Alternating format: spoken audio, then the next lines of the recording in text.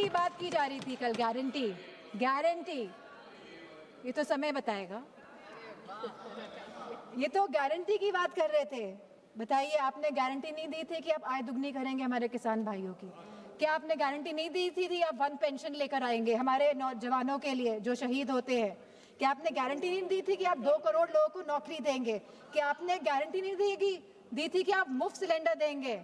क्या आप यूपी में गारंटी देके नहीं आए थे कि होली और दिवाली में आप महिलाओं को मुफ्त सिलेंडर देने का कार्य करेंगे? क्या वहाँ के आवारा पशुओं को आप उनकी जो समस्या है उसको सुलझाने का काम करेंगे? आपने नोटबंदी में भी गारंटी दी थी कि आप आतंकवाद को खत्म करेंगे। आप सबसे ज्यादा घटनाएं आतंकवाद की अगर हुई हैं तो भारतीय जनता पार्टी की सरकार के समय हुई है। चाहे वो पुलवामा हो, चाहे वो पहलगाम की घटना हो, चाहे वो नक्सलवादियों की घटनाएं हो, सबसे ज्यादा अगर हमारे जवान शहीद हुए हैं तो भारतीय जनता पार्टी के समय में शहीद हुए हैं। नक्सलवाद खत्म हुआ, लेकिन आप शहीदों को शहीद का दर्जा नहीं देंगे, पेंशन नहीं देंगे आप। अब बात करते हैं।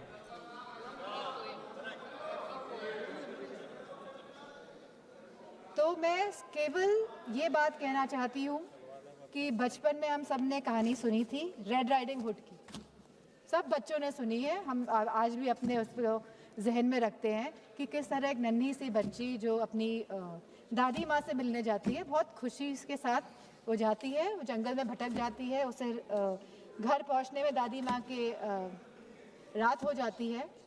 और जब लड़की पहुँचती है तो हम सभी जानते हैं कि दादी माँ तो वहाँ नहीं होती है, लेकिन वहाँ पे कौन होता है, तो ये हम सभी जानते हैं।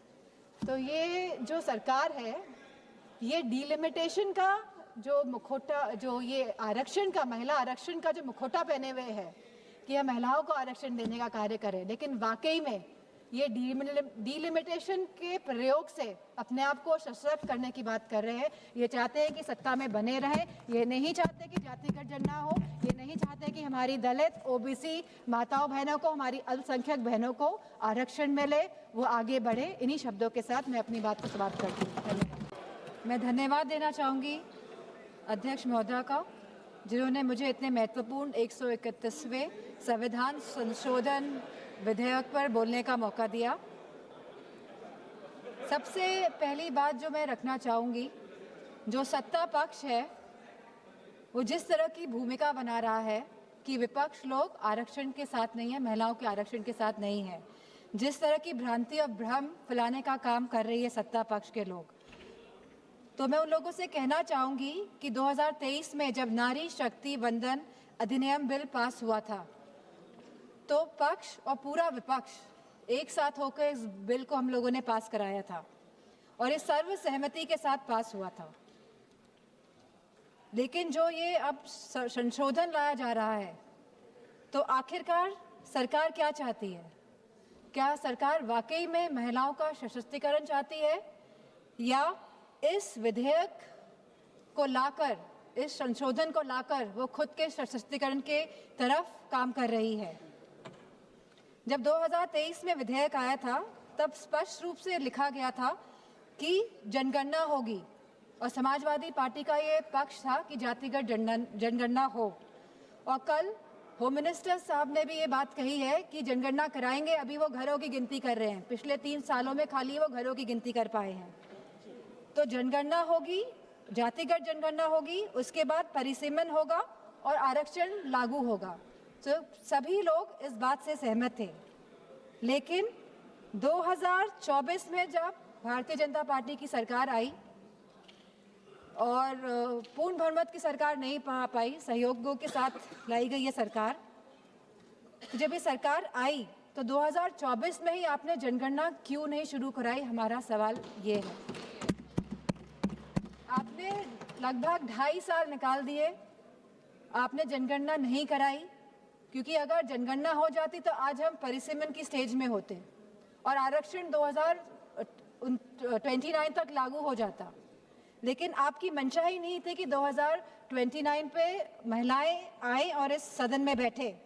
अब अचानक ये जल्दबाजी क्यों दिखा रही है? 2026 में जहां अप्रैल का महीना चल रहा है तो लगातार जल्दबाजी क्यों दिखा रही है? सवाल इस बात पे भी होना चाहिए। तो ये सरकार जल्दबाजी जो हम समाजवादी पार्टी का मानना है वह इसीलिए दिखा रही है क्योंकि ये जो डीलिमिटेशन है, जो ये पूरी एक्सरसाइज है, ये सरकार एक हथियार के रूप में प्रयोग करना चाहती है खुद को सशक्त करने के लिए। हमने देखा कि कल गोगो हमारे सांसद कांग्रेस के, उन्होंने कहा कि किस तरह आसाम में डीलिमिटेशन कमीशन का प्रयोग ना होकर किस तरह वहाँ पे चुनाव आयोग जाके परिसीमन कर रहा है और जिस तरह से पूरी प्रक्रिया को अंजाम दिया और जो सेंसस यूज हुए उसमें वो 2011 के इस्तेमाल हुए। तो कहीं ना कहीं ये बहुत बड़ा प्रश्न चिन्ह उठाता है सरकार पे कि सरकार आखिरकार संविधान में संशोधन क्यों ला रही है, ये संविधान को क्यों बदलना चाहती है, ये क्यों चाहती है कि हमारा संविधान कमजोर हो और सरकार हमेशा सत्ता में बनी रहे। हमारे संस्थापक आदरणीय श्रद्धेय नेताजी ने जब उत्तर प्रदेश में पहली बार महिला आरक्षण लागू किया पंचायती राज में, तब जहां SC/ST महिलाओं को आरक्षण मिला वही हमारी OBC महिलाओं को भी आरक्षण मिला और हमारी जनरल कैटेगरी की महिलाओं को भी आरक्षण मिला। अब समाजवादी पार्टी चाहती है कि इस आरक्षण में हमारी अल्पसंख्यक महिलाओं को भी आरक्षण मिले। आप क्यों आधी आबादी में बंटवारा करना चाहते हैं? आप क्यों नहीं चाहते हैं कि महिलाएं आगे बढ़े, हर वर्ग की, हर समाज की, हर धर्म की महिलाएं आगे बढ़े?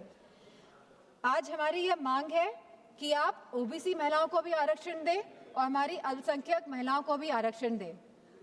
अल्पसंख्यक महिलाओं से तो किसी तरह का द्वेष, किसी तरह की चिढ़ है सामने बैठे हुए लोगों को, लेकिन मुझे पूरा भरोसा है कि जो हमारे यूपी के सांसद हैं भारतीय जनता पार्टी के, वो OBC महिलाओं के लिए मना नहीं करेंगे। तो वाकई में अगर आपको संशोधन लाना था, अगर आपको कॉन्स्टिट्यूशनल अमेंडमेंट करना था, तो आप इस बात का अमेंडमेंट करते कि आप OBC महिलाओं को आरक्षण देने का काम करेंगे।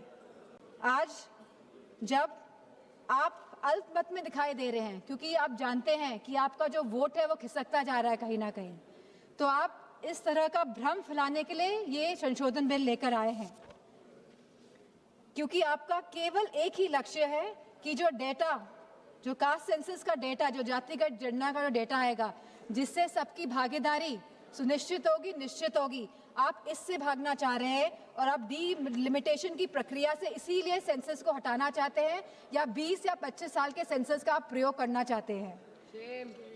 आप कहते हैं आप महिलाओं की हितैषी है, आप महिलाओं के बारे में सोचते हैं, लेकिन आज जब मैं यहाँ खड़ी हुई हूँ और जब पिछले कुछ दिनों पहले जब संसद चला और जब कैफ बिल आया, central arm forces police force bill आया, तब आपने जो शहीद हुए, जिन्होंने हमारे देश के लिए बलिदान दिया, जिन्होंने हमारे देश के लिए जो शहीद हुए हैं, आपने उनको शहीद तक का दर्जा नहीं दिया। आपने उन शहीदों की महिलाओं के बारे में, उनके बच्चों के बारे में नहीं सोचा।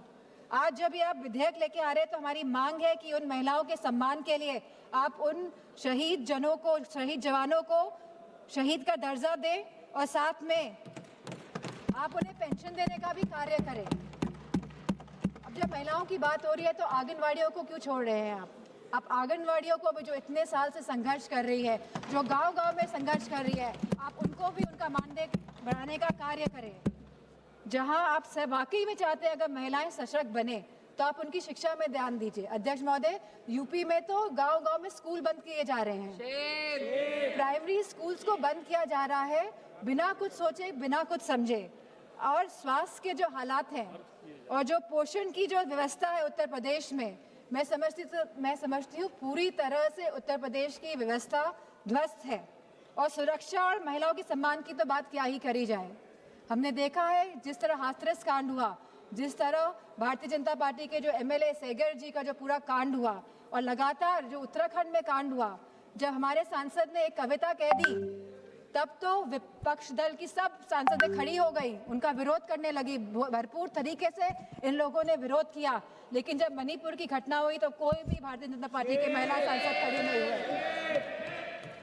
जब उत्तराखंड में 19 साल की लड़की को मार दिया गया, अंकिता भंडारी को, तब भारतीय जनता पार्टी की कोई भी महिला सांसद खड़ी नहीं हुई। पुरुषों से तो हमें उपेक्षा नहीं है, लेकिन कम से कम महिलाओं से तो हम ये उम्मीद करते हैं कि वो एटलीस्ट महिलाओं के लिए तो खड़ी हों।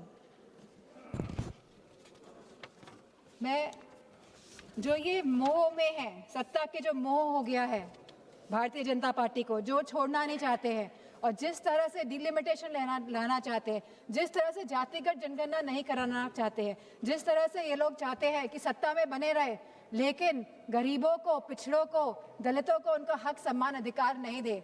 तो मैं कहना चाहती हूँ, क्योंकि कल प्राइम मिनिस्टर जी ने जिक्र किया था कि जब 2023 में ये बिल आया था सबने साथ दिया था और तब साथ देने पे भी उनकी सरकार आई, लेकिन वो ये ना भूलें कि जब 2023 में बिल पास हुआ था, 2024 में इनकी सरकार आई थी, तो पहले पूर्ण बहुमत की सरकार थी और अभी कौन सी सरकार है? अभी सहयोगियों के साथ इनकी सरकार बनी हुई है और अब दोबारा ये बिल लेके आ रहे हैं एक भ्रम फैलाने के लिए, एक इस तरह की भूमिका बनाने के लिए। लेकिन अब जब 2029 में जब चुनाव दोबारा आएंगे तो मेरा पूरा मानना है कि भारतीय जनता पार्टी की सरकार जाने वाली है।